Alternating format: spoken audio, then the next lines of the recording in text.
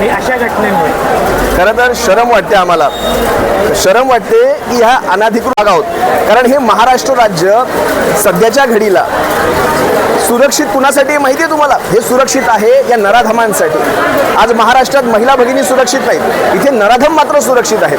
तुम्ही काहीही करू शकता आणि महाराष्ट्रात येऊन तुम्ही आश्रय घेऊ शकता आणि इथे तुमचं सर्व काही सहन केलं जाईल.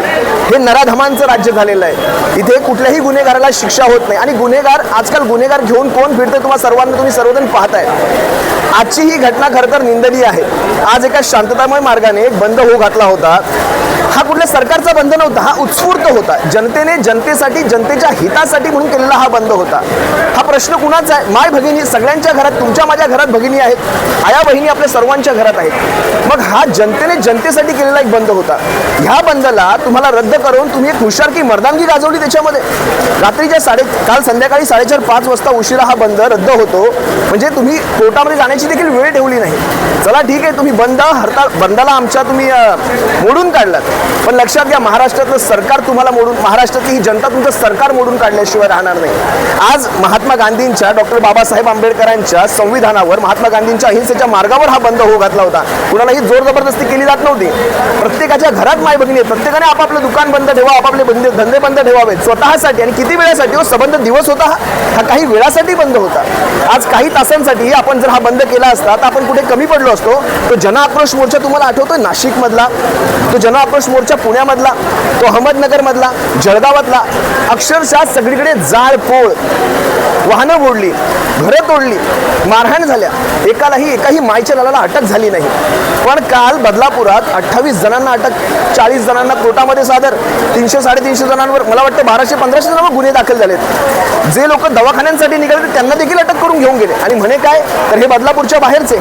म्हणजे हा जो बलात्कार प्रकरण आहे हा बदलापुरासाठी सीमित आहे का?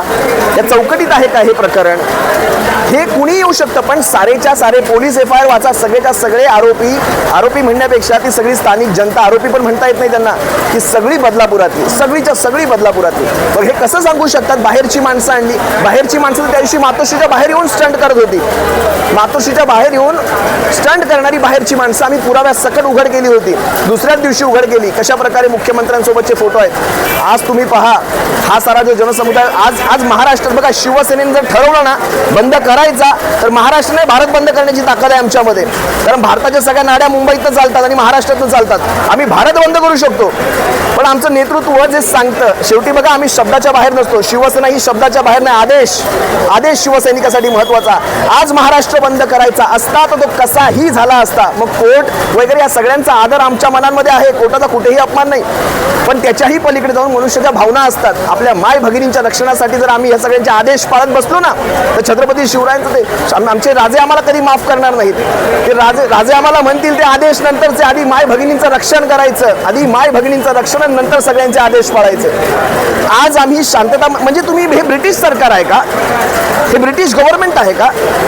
तुम्ही तुमचे कायदे लावायचे, न्याय व्यवस्था तुमचं ते इलेक्शन कमिशन सारख्या ह्या सगळ्या संघटना मेलेल्याच आहेत. तुमचे राज्यपाल असतील, हे विधानसभा, हे सगळे संपले, पण कोर्टात, मायबाप कोर्टात तुम्ही तरी लक्ष घाला या सगळ्यामध्ये. जर आज तुम्ही आमच्यावरचा हात उचलला तर आम्हाला कोणीच राहणार नाही, वाली नाही राहणार. मग शेवटी बांगलादेशाच्या मार्गावरच सगळं चालणार आहे. मग हा देश जर बांगलादेशाच्या मार्गावर निघाला तर हेच तुम्हाला पाहायचंय भविष्यामध्ये. तसं असेल तर तुम्हाला तसं लागला, आम्ही तयार आहोत. लक्षात घ्या या सर्व गोष्टी.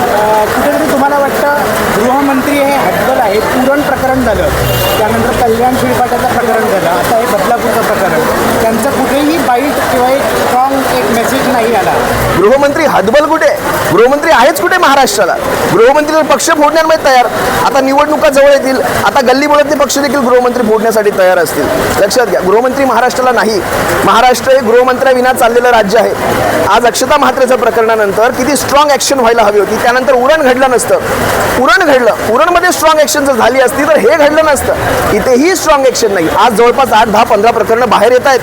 ठाण्यातलं प्रकरण बाहेर आले, कित्येक ठिकाणची प्रकरणं बाहेर येतात. जर ह्या ॲक्शन झाल्या नाही तर भविष्यात तुमचे माझे उंबरठे ओलांडून ही प्रकरणं आपल्या घरांमध्ये घुसतील, तेव्हा मग म्हणा आणि द्या 1500 रुपये. मग त्यावेळेस आमच्या माय भगिनी तुमच्या 1500 साठी बसलेल्या नाहीयेत, त्यांनी फेकून मारले तुमचे 1500 रुपये तुमच्या तोंडांवर. आम्हाला सुरक्षा द्या. आमची सुरक्षा महत्त्वाची. तुमच्या 1500 रुपयांसाठी नाही. आम्ही सढळ आहोत. आम्ही सगळं करू आमच्यासाठी. आम्हाला तुमचे 1500 रेवड्या कवड्या नको आहेत. आज अक्षता म्हात्रे प्रकरणानंतर उरण झाल्यानंतर उरणमध्ये कोण आले?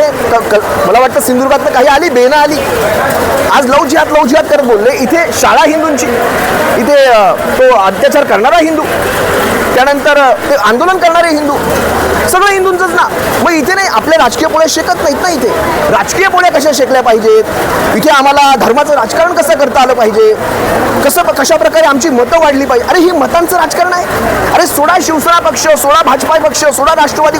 अरे आपण मनुष्य म्हणून आपण नराधम आहोत का? आपण जनावर आहोत का? एक मनुष्याचा विचार करा. आपण मनुष्य जन्मात आहोत, नराधम जन्मात नाही. 4-4 वर्षाच्या कोवळ्या मुलींना तुम्ही शिकार करता. कुठे फेडणार ही सगळी पापं? आणि ह्यांना वाचवण्यासाठी हे मुरदार सरकार जर प्रयत्न करत असेल तर त्या नराधमापेक्षाही हे सरकार सगळ्यात जास्त दोषी आहे. नराधम नाही दोषी.